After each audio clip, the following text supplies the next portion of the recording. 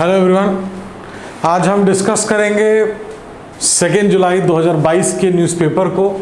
इस वीडियो में जो भी आर्टिकल्स हैं, न्यूज़ हैं, वो सारे द हिंदू से लिए हुए हैं, है ना। उसका सोर्स द हिंदू है और उसको सिर्फ और सिर्फ हम यहाँ पे जो भी न्यूज़ एंड आर्टिकल्स हैं उसको यूपीएससी के पर्सपेक्टिव से ही जो है उसको पढ़ेंगे एंड उसी के पर्सपेक्टिव से उसको हमको समझना है कि अगर एग्जाम में कोई क्वेश्चन आता है, या अब जैसे कि यहाँ पे हम देख रहे हैं Maharashtra releases water for Telangana, तो यहाँ पे एक तो इंटर स्टेट रिलेशन की बात आएगी महाराष्ट्र एंड तेलंगाना की, है ना। यहाँ पे सुप्रीम कोर्ट ने ऑर्डर क्या दिया कि हर साल 4 महीने के लिए खोले जाएंगे गेट्स। क्यों? ताकि जो वाटर रिक्वायरमेंट है तेलंगाना का, उसको यहाँ से पूरा करा जा सके। वाटर रिक्वायरमेंट और भी बहुत सारे डिस्ट्रिक्ट्स हैं जिसकी पूरी कर सके, ड्रिंकिंग रिक्वायरमेंट्स है उसको पूरी कर सके। तो उसके लिए जो महाराष्ट्र वाटर रिसोर्स डिपार्टमेंट है और in presence of irrigation department engineers of Telangana और सेंट्रल वाटर कमीशन, है ना। ये देखिए यहाँ 3 डिपार्टमेंट की जो है बात हो रही है। तो ये जो गोदावरी वाटर जो है, जो started flowing towards Shri Ram Sagar project in Nizamabad district of Telangana from the upper stream, देखिए वेरी वेरी इंपॉर्टेंट है, upper stream Babli barrage in Maharashtra as the gates on the reservoir were lifted.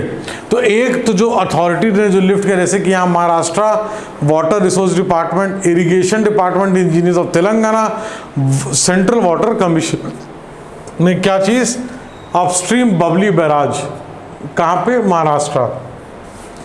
तो ये जो गेट्स है जो लिफ्टेड यहाँ बात हो रही है, तो यहाँ पे सबसे इंपॉर्टेंट जो एक समझने की बात आ रही है वो रिवर गोदावरी के लिए, है ना। रिवर गोदावरी का क्या फ्लो है, कौन कौन से स्टेट्स में है, प्लस कौन कौन सी ट्रिब्यूटरी हैं, इस चीज़ को हमको देखना बहुत ज़रूरी है। कई बार क्वेश्चंस जो है आए हुए हैं और कभी भी रिपीट कर सकते हैं। इसको हम लोग, ये कॉमन फैक्ट्स हैं, है ना, जो कि हो सकता है कुछ कुछ आपको ऑलरेडी पता भी हो कि लार्जेस्ट पेनिनसुलर रिवर सिस्टम, है ना, इसको हम दक्षिण गंगा भी बोलते हैं, है ना। गोदावरी रिवर कहाँ से स्टार्ट होती है, त्र्यंबकेश्वर नियर नासिक, है ना। इसकी लेंथ क्या है, देखिए आपको कैसे पढ़ना है, ऐसे ही पढ़ना है कि इसको क्या, अच्छा, largest peninsular river system 0.1, second also called Dakshin Ganga, third starting from Trimbakeshwar near Nashik, length of the river 1465 kilometres, और कहाँ पे जाके एम्प्टी करती है, कहाँ जाती है, फिर बे ऑफ बंगाल। फिर ड्रेनेज सिस्टम की बात करें, कहाँ कहाँ किस किस स्टेट्स में आती है, तो यहाँ Maharashtra, definitely Telangana, Andhra, Chhattisgarh, Orissa and in addition to smaller parts in Madhya Pradesh में भी है, कर्नाटका में भी है, और सबसे ज़्यादा कंफ्यूजिंग जो ये पुडुचेरी वाला, है ना। तो इस चीज़ को समझना। इसकी tributaries Pravara, Purna, Manjra, Penganga, Wardha, Wainganga, Pranhita, combined flow of Wainganga, Penganga and Wardha, ठीक है। तो प्राणिता, फिर इंद्रावती, मानेर एंड द सबरी। तो ये देखिए आपको इसी तरीके से किसी भी रिवर सिस्टम को अगर आप स्टडी कर रहे हैं तो क्या उसका कोई इंपॉर्टेंट, जैसे लार्जेस्ट पेनिनसुलर रिवर सिस्टम दक्षिण गंगा, सोर्स, ड्रेनेज बेसिन कहाँ कहाँ से होते हुए किस किस स्टेट से गुजरते हुए जाती है, प्लस ट्रिब्यूटरीज क्या है, कल्चरल सिग्निफिकेंस क्या है कि नासिक में कुंभ का मेला ऑर्गेनाइज होता है। ये एक बहुत इंपॉर्टेंट कल्चरल सिग्निफिकेंस है किसका, गोदावरी रिवर का। अब ये जो हमने देखा कि started flowing towards Shri Ram Sagar in Nizamabad district of Telangana, इस चीज़ को जो है तो गेट्स जो है खोले गए और ये 1 जुलाई से 28 अक्टूबर एवरी ईयर जो है एज पर सुप्रीम कोर्ट का ऑर्डर है ना, इशूड इन व्हाट, फरवरी 2013, है ना।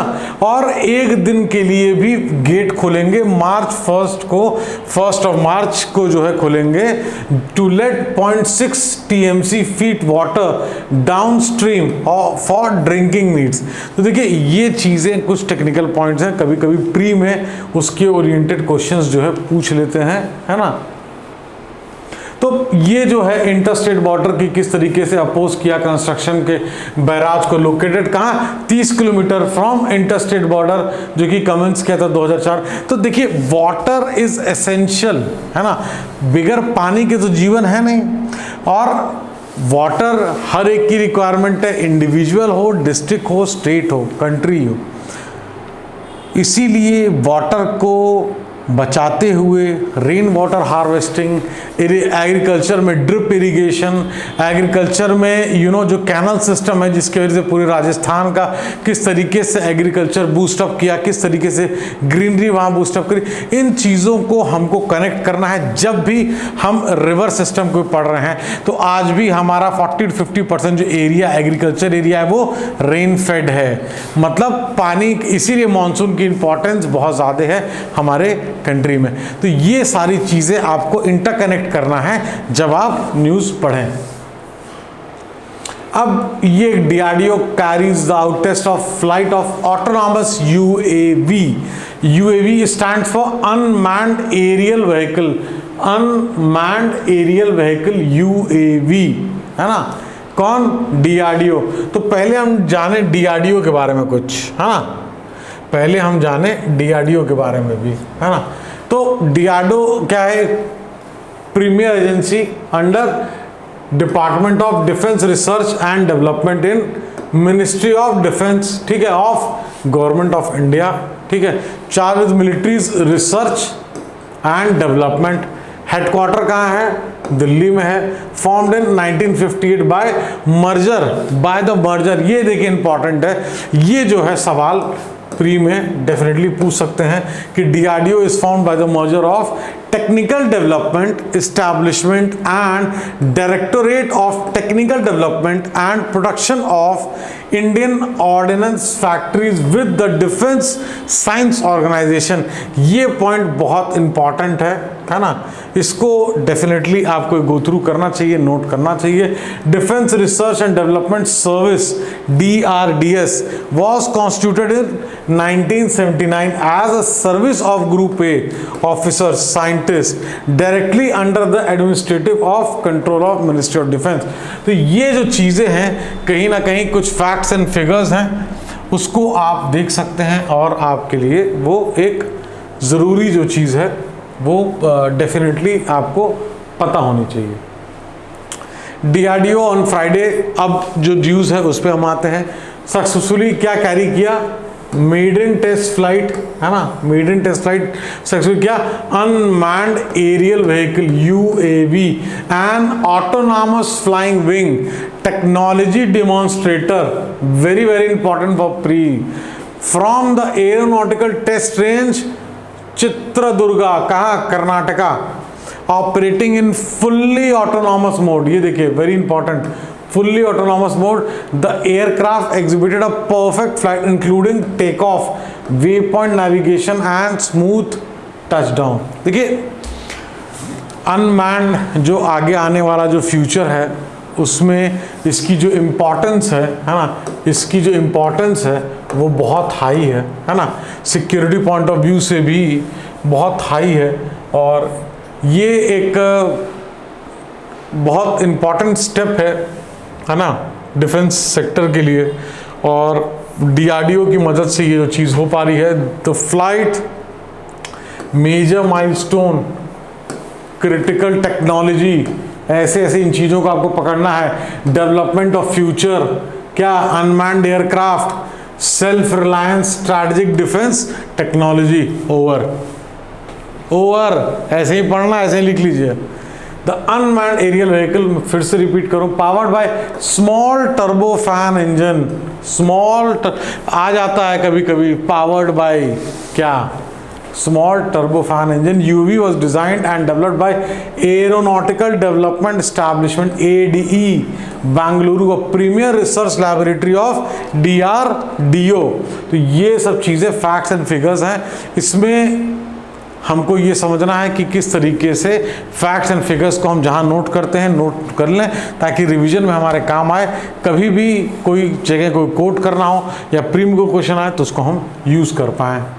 अब ये लैक्स ऑफ डिवोटीज जो पुरी में रथ यात्रा है उसके लिए कुछ चीज़ें हम जाने जगन्नाथ टेम्पल की बारे में।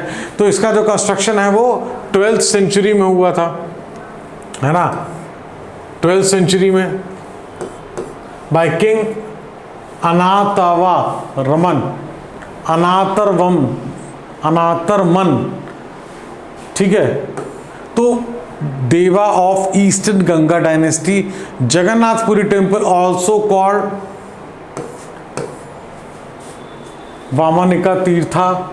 तो यहाँ पे जो बिलीव है कि the power of Yama the god of death, है ना, यहाँ पे क्या है, नलिफाइड है, कहाँ पे, पुरी में, है ना, पुरी में टेम्पल है ये, in presence of Lord Jagannath. और इसको, इस टेम्पल को वाइट पगोड़ा भी जो है बोला जाता है, ये 4 धाम में आता है ना, और 4 गेट्स है। अब ये बहुत इंपॉर्टेंट आ जाता है आपके पुरी के पॉइंट ऑफ व्यू से। 4 gates to the temple, eastern Singha Dwara which is the main gate with 2 crouching lions, है ना, ये बहुत इंपॉर्टेंट है, 2 क्राउचिंग लायन।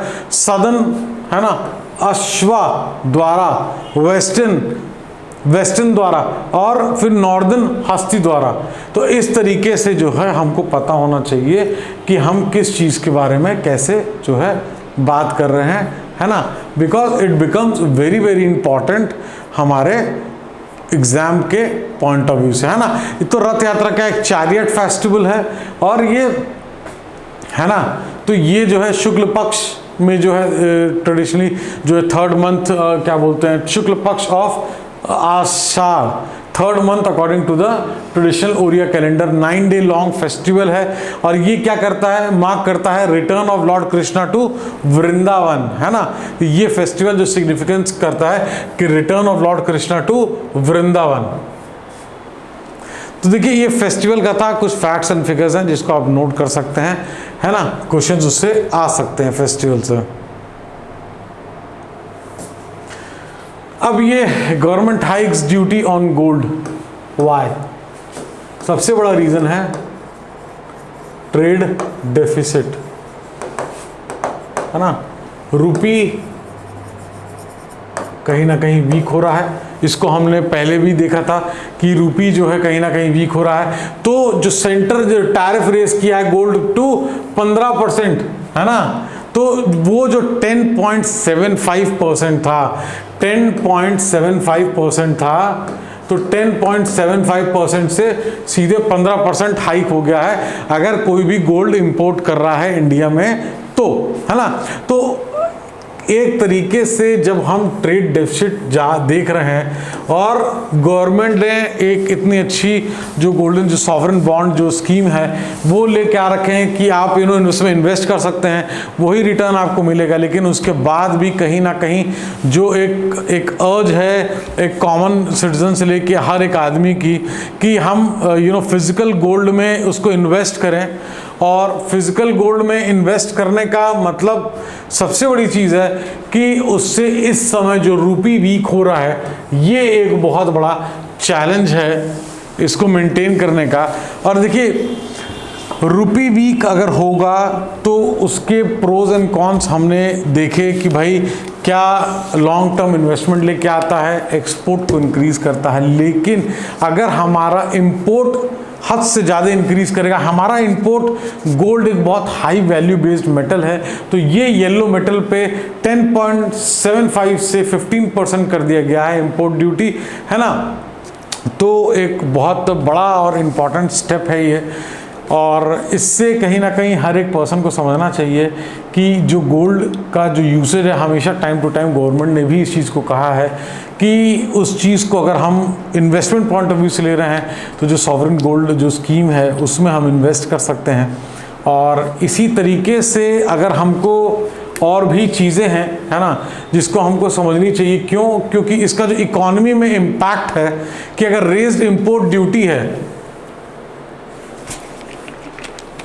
तो जितना ज़्यादा हम इंपोर्ट करते हैं, है ना, जब हम इंपोर्ट करते हैं जितना ज़्यादा जब हम इंपोर्ट करते हैं तो उसमें क्या होता है कि हमारी सबसे बड़ी प्रॉब्लम ये आती है इंपोर्ट में कि हमारे साथ जो रुपी जो डॉलर की जो डिमांड है वो बढ़ जाती है, और जो सप्लाई है उसकी, हमारी रुपी की सप्लाई को हमको इंक्रीज करना पड़ता है।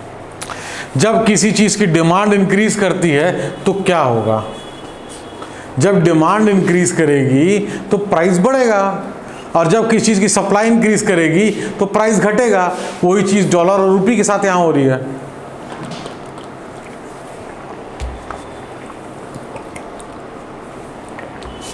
जब हमको इंपोर्ट करने के लिए पेमेंट हमको डॉलर में ही करना है, वो डॉलर अगर हमको डॉलर में ही करना है तो फिर हमको डिमांड डॉलर की करनी पड़ेगी, है ना।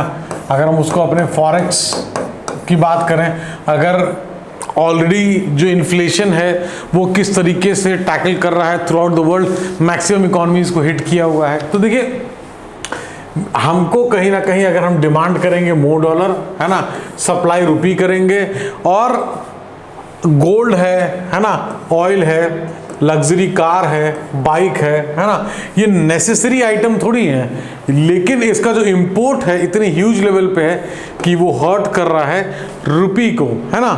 और इस चीज़ को रोकने के लिए जो इंपोर्ट टैक्स उसको जो है इंक्रीज करा गया है, जो टैरिफ को, कि किसी भी तरीके से इसको चेक किया जाए।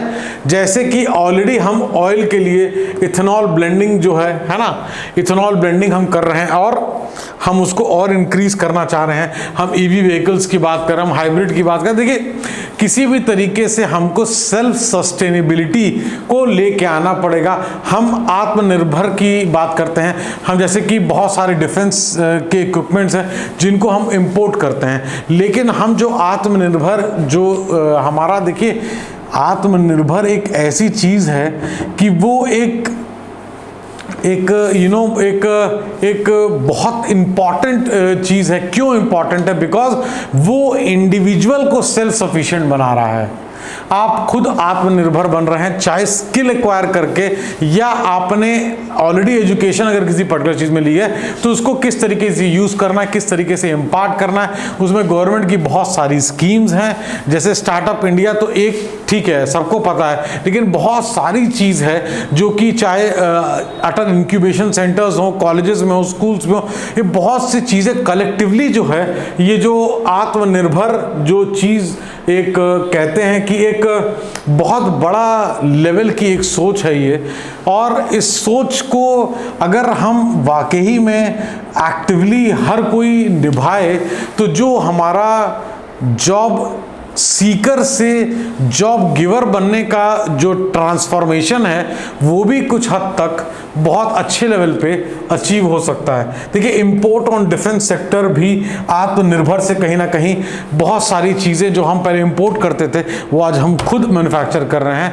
बहुत सारे सेक्टर को इंसेंटिव लिंक कर दिया गया है प्रोडक्शन को, क्योंकि अगर आप प्रोड्यूस करोगे तो आपको वो इंसेंटिवाइज किया जाएगा, वो भी इनकरेज कर रहा है। बहुत सारे सेक्टर्स में बहुत सारी छूट्स है, लोन्स हैं, लैंड्स हैं, दिया जा रहा है, क्योंकि जो एटमॉस्फेयर है कंट्री का उसको और कॉम्पिटिटिव बनाया जाए। लॉजिस्टिक्स के कॉस्ट को कम किया जा रहा है ताकि प्रोडक्ट को ग्लोबली रीच करने में कहीं ना कहीं और आसान तरीके से एंड और कॉस्ट इफेक्टिव तरीके से। देखिए ये सारी जो चीज़ें हैं वो इकोनॉमी से, सप्लाई से, डिमांड साइड से, कंज्यूमर बिहेवियर से, और आपका जो आत्मनिर्भर है चीज़ है ना, आपका जो प्रोडक्शन इंक्रीज करने का है जो सेकेंडरी सेक्टर का, ये सब इंटरलिंक्ड हैं। देखिए कोई भी चीज़ है, आज जैसे हमने जो फर्स्ट न्यूज़ देखा, अब उसमें बहुत क्लियर कट है, हमको उसमें गोदावरी के बारे में पढ़ना है ना, उसका जो इम्पैक्ट है वाटर का, यूसेज का, वाटर की स्केर्सिटी का, वाटर की इंपॉर्टेंस का, वो हमको पता है। हमने देखा कि उसमें किस तरीके से कि क्या गोदावरी का चीज़ें हैं। जगन्नाथ टेम्पल का जब बात आया तो जगन्नाथ टेम्पल जी का हमने देखा कि किस तरीके से रथ यात्रा होती है। टेम्पल के डोर्स के बारे में हमने जाना, किस तरीके से फेस्टिवल होता है, कितने दिन का फेस्टिवल होता है, ये फैक्ट्स एंड फिगर्स हमने जाना। यहाँ पे हमने गोल्ड को देखा, बहुत इंपॉर्टेंट खबर है कि 10.75% परसेंटेज से उसको अब 15% कर दिया गया, हाइक किया गया। किस लिए? डिस्करेज करने के लिए। किसको? गोल्ड के इंपोर्ट को, उस चीज को डिस्करेज करने के लिए स्टेप गवर्नमेंट ने लिया है। अब ये हमारी भी रिस्पॉन्सिबिलिटी बनती है कि अगर हम गोल्ड का डिमांड इंडिविजुअल लेवल पे भी धीरे धीरे कम करेंगे, खास तौर से इस समय जो इकोनॉमी का जो स्टेटस है, तो डेफिनेटली वो गवर्नमेंट को एज अ होल बहुत ज़्यादा हेल्प करेगा।